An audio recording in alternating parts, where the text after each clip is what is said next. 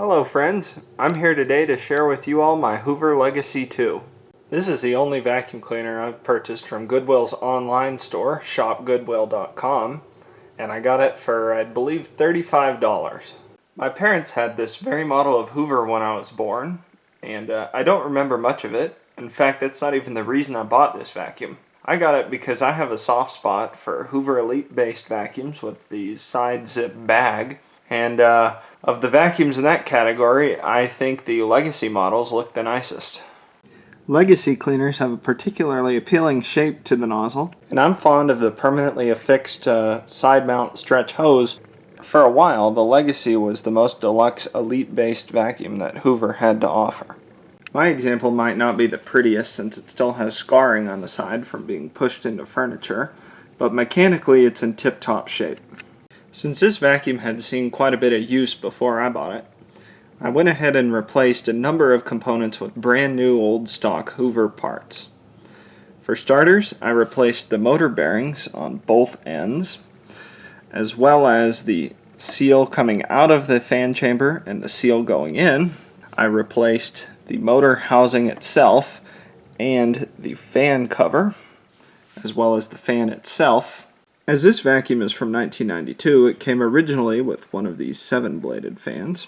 However, Hoover later introduced a new and improved fan, which could be retrofitted to any Hoover Elite-based vacuum cleaners.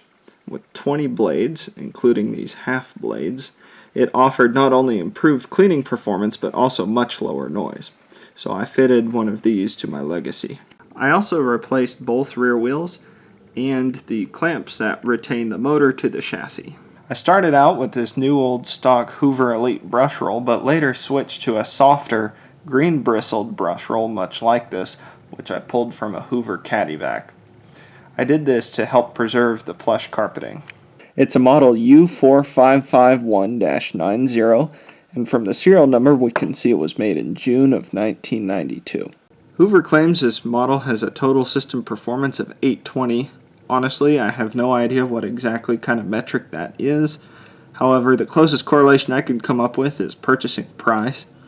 Hoover gave their more expensive models higher total system performance values, probably to make them look more appealing on the shelves. In the Legacy lineup, I think this model came pretty close to the top since it features not one, but 2 wands stored on board, as well as a large deluxe tool caddy with stretch hose and onboard belt storage.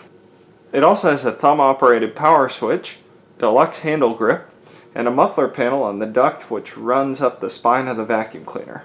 In fact, the only features that this vacuum lacks include the air freshener assembly, which would be on top of the bag, and the clear door which would hinge over the attachments.